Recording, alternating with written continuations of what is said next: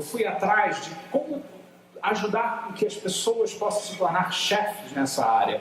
Eu ministro cursos de formação em hipnoterapia com mais de 100 horas, embora também dê cursos de finais de semana também, introdutórios.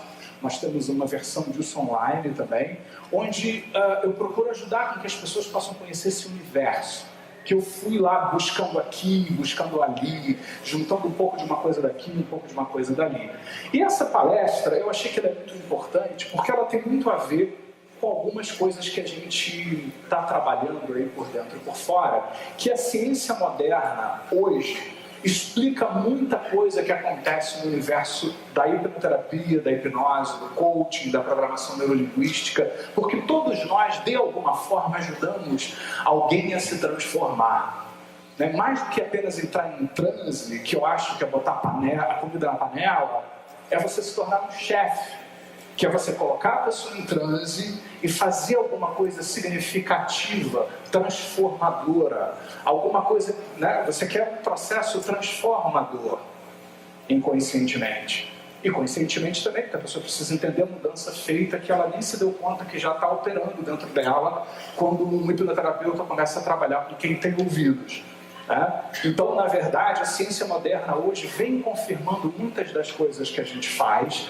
E eu venho estudando o Dr. Joe Dispenza, que é um grande pós-PhD aí na área médica, e ele publicou um livro muito bacana que infelizmente não foi traduzido para o português, chamado Você é o Placebo e o Ego Placebo, e ele fala algumas coisas muito interessantes, porque ele acabou confirmando aquilo que a gente já sabe há 50 anos do PNL. Embora ele não seja da PNL, ele não tem nenhuma relação com a programação neurolinguística, ele não é um hipnoterapeuta, ele estudou por que as pessoas se transformam, por que elas ficam doentes sem precisar estar doentes, por que elas melhoram quando elas podem melhorar. E é exatamente isso que a gente vai bater um papo aqui.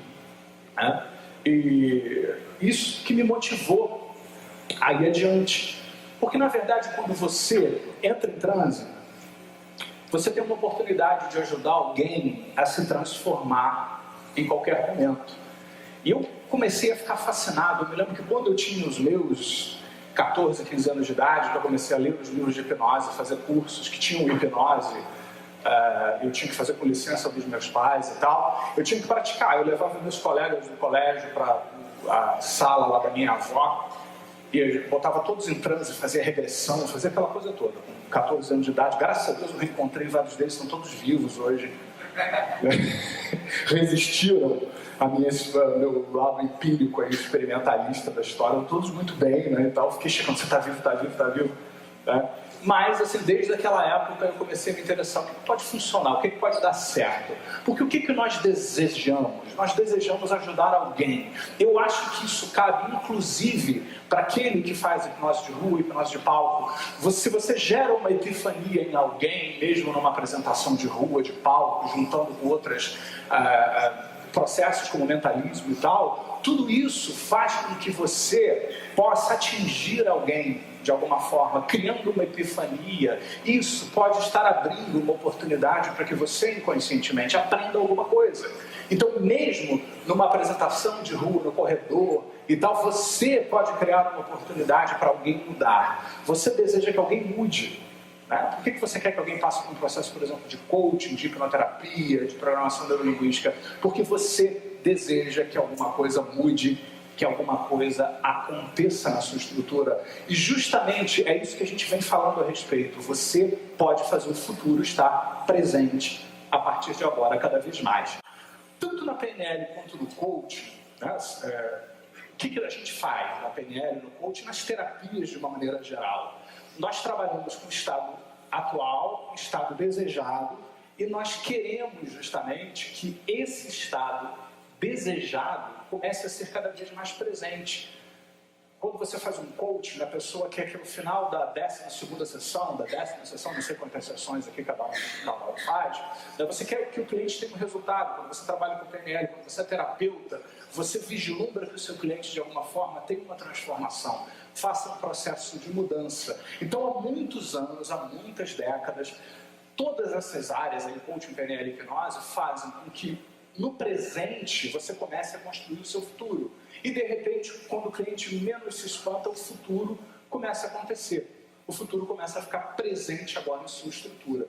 Então é isso que a gente vai fazendo de alguma forma. Só que isso, para o pessoal da área médica, para o pessoal da área acadêmica, isso soou muito tempo como um charlatanismo.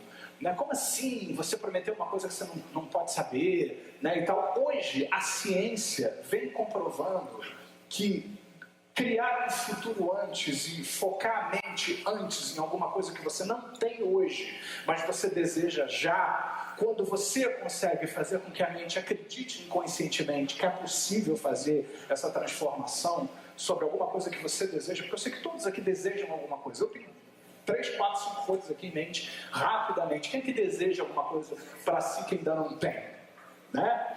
Todos vocês, inconscientemente, precisam, de alguma forma, criar hoje, nesse presente, o futuro que você deseja. E você tem que ser eficiente nisso, para que o presente acredite que esse presente que você está se dando já seja o futuro que começou. Vocês veem meu ponto? Né? Então, basicamente, é isso que a gente faz de uma maneira geral. E lá no futuro, você, por exemplo, pode trabalhar na PNL com tecnologias de linha do tempo. Lá no futuro, você cria agora aquilo que ainda não aconteceu, mas o futuro ainda não aconteceu.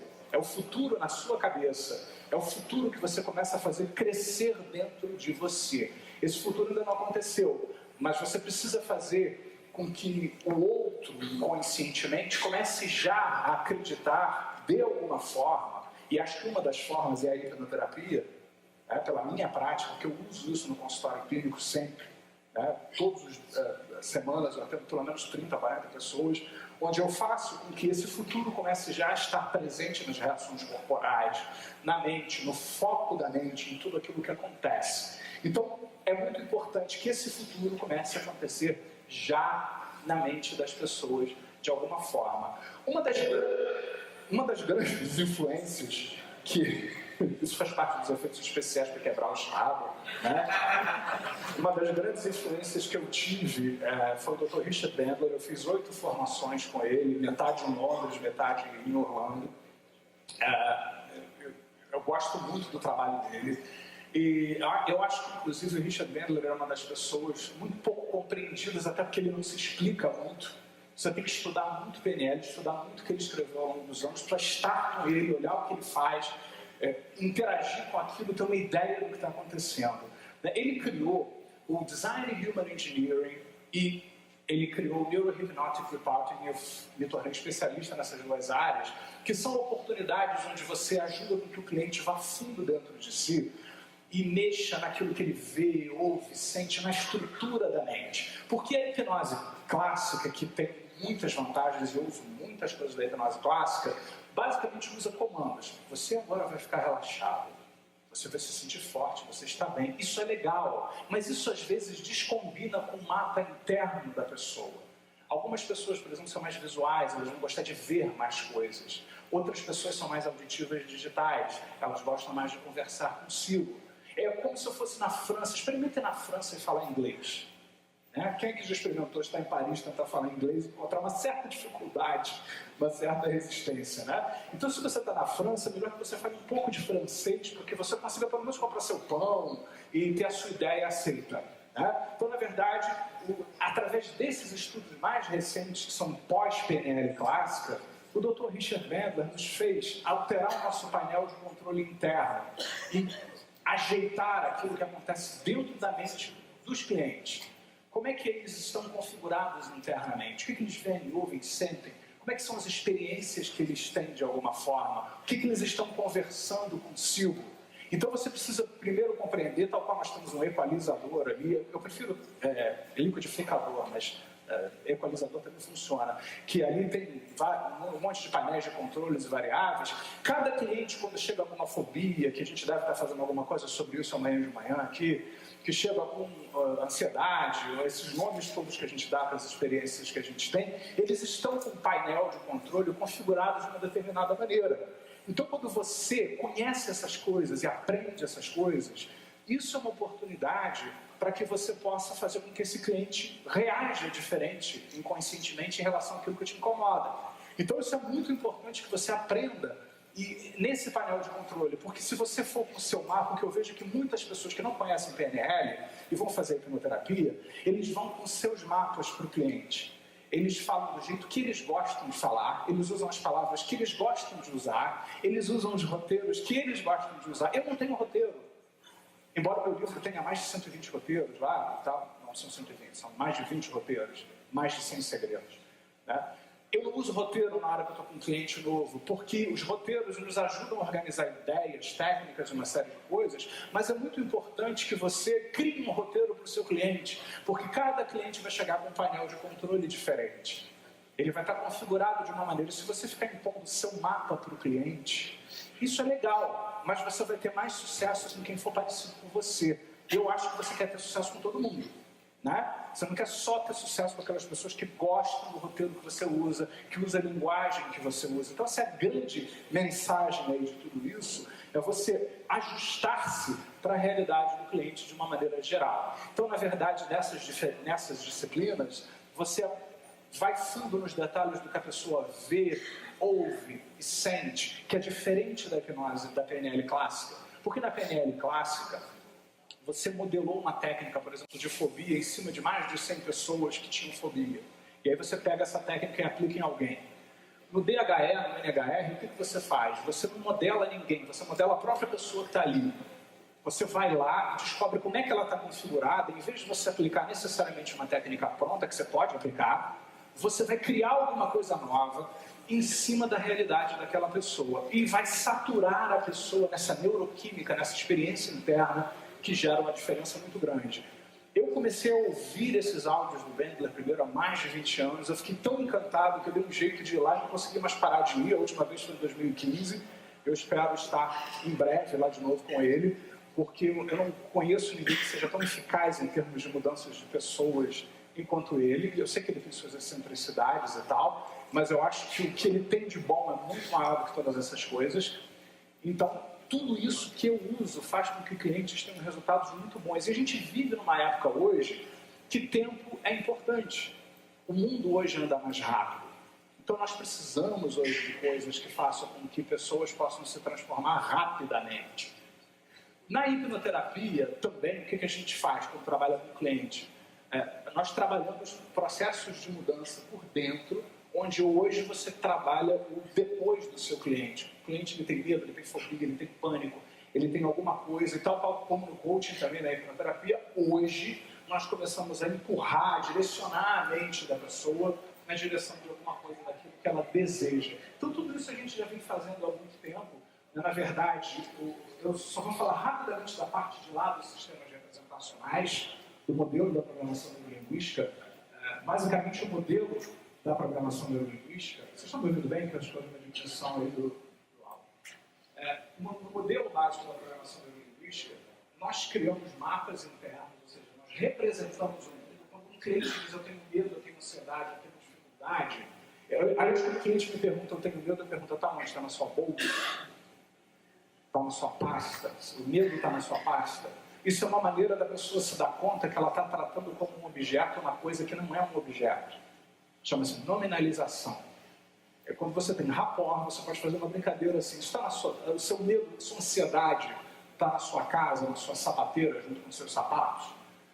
A pessoa se dá conta, não, peraí, isso não está lá. Então, algo dentro da cabeça vai dizendo, todos esses nomes que eu dou não são coisas, porque eles não estão lá. São coisas que a gente fazia antes que algo melhor tome conta e nos ofereça inúmeras outras possibilidades.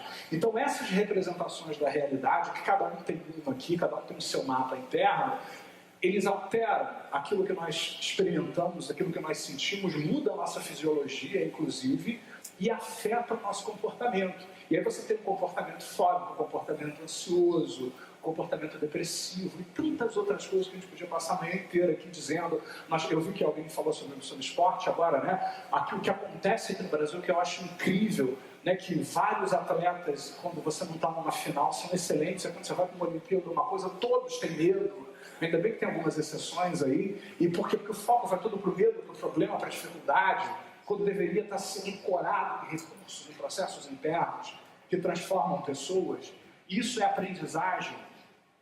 né? Não é só uma sugestão que você dá, existe o aspecto da sugestão e existe o aspecto da aprendizagem. Quanto mais alguém ouve induções, ouve processos internos, trabalha tudo isso, melhor fica em relação a uma série de coisas. E Joe Dispenza, ele vem nesse trabalho para falar de uma coisa muito interessante. O que faz com que as pessoas curem-se de doenças e façam transformações? Ele primeiro vai falar na neuroplasticidade, uma coisa que a gente já conhece há muito tempo, há muitas décadas. Quando você põe a mente em alguma coisa, o seu cérebro não sabe a diferença entre um ensaio mental e alguma coisa que você está fazendo na realidade. O cérebro não sabe essa diferença.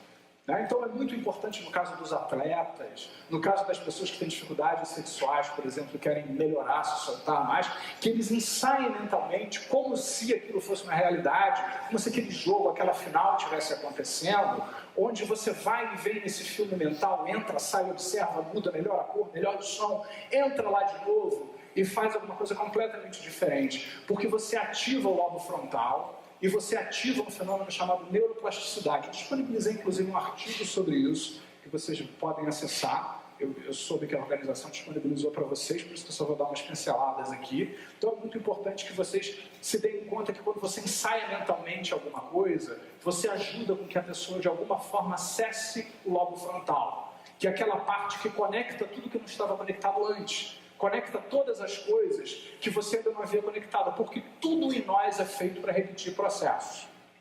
Então você precisa ajudar a pessoa a sair da zona de conforto, ou o nome que você quiser dar, fazendo algo diferente. É igual fisioterapia. O braço está ruim, você mexe, uma hora o braço vai fazer um movimento diferente. Da mesma forma, você, inconscientemente, pode escolher já, se é que já não escolheu, me ouvindo ou não, fazer alguma coisa diferente em relação àquela coisa que você imaginou que pode se transformar em qualquer tempo, em qualquer momento. Falar em transformar, minha avó lá, que ainda é viva até hoje, ela disse então, você vai botar todo mundo em transe? Aí eu disse, não sei se todo mundo vai entrar em transe, Milvin, e conectar coisas em diversos processos. Mas neuroplasticidade é quando você joga processos internos diversos e obriga você a se perguntar como seria tudo que eu não fiz até hoje. Então é muito importante vocês que são hipnoterapeutas criarem coisas para os seus clientes que eles não fizeram até agora, porque dessa forma eles vão ativar o lobo frontal. Não só ficar na zona de conforto, mas se imaginar fazer coisas que não faziam antes. Porque dessa forma, né, quando você faz aquela perguntinha do metamodelo na PNL, eu não consigo ser feliz, como seria se você conseguisse? Eu não consigo ter um relacionamento duradouro. Como seria se você se permitisse ter, não necessariamente hoje ainda, o início de alguma coisa especial? Você começa a fazer o lobo frontal, conectar o cérebro de N maneiras, outras partes do cérebro, buscar respostas que você nunca buscou antes. Joe Dispenza descobriu exatamente isso. Que o ensaio mental, perguntas do tipo, como seria isso?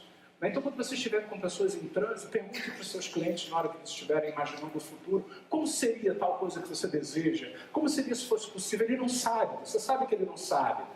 Mas como seria se você desse um passo, não necessariamente hoje ainda nesse sentido, para fazer uma mudança? Você está acionando o lobo frontal e fazendo diversas mudanças epigenéticas, você dispara neuropeptídeos diversos aí no processo como um todo, e já se sabe que a grande contribuição do Joe Dispenza, juntando várias pesquisas, que tudo aquilo que a gente fazia na PNL, no coaching, que a hipnoterapia, a hipnose, o mesmerismo já fazia de focalizar a mente e tal, isso dispara neuropeptídeos, proteínas, muda inclusive a resposta proteica do organismo e faz aquele futuro que ainda não havia acontecido começar a se tornar presente.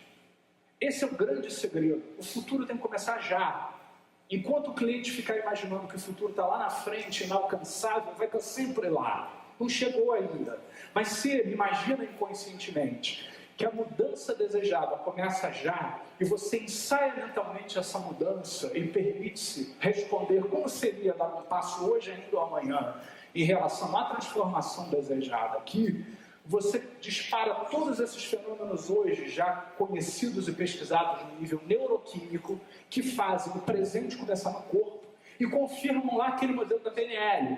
Representações criam um estado que energizam a fisiologia e que fazem a pessoa se comportar de outra maneira. Então tudo aquilo que o Joe Dispenza publicou há alguns anos como sendo uma grande novidade, ele embasou com coisas que a PNL nunca se preocupou, porque a PNL nunca se preocupou em relação a fazer no início pesquisa científica, porque era uma metodologia para criar mudança, mas hoje a PNL é uma ciência, ela é uma psicologia, né? Inclusive, meus alunos de Curitiba são autorizados pelo Conselho Regional de Psicologia a botar psicólogo e pratista em PNL, master em PNL, que hoje a PNL é uma psicologia reconhecida, mas ela foi criada para ser uma metodologia. Então, tudo aquilo que a gente sabia que acontecia, agora a ciência mostra que acontece. Então, esse é o tipo de coisa que a gente pode fazer.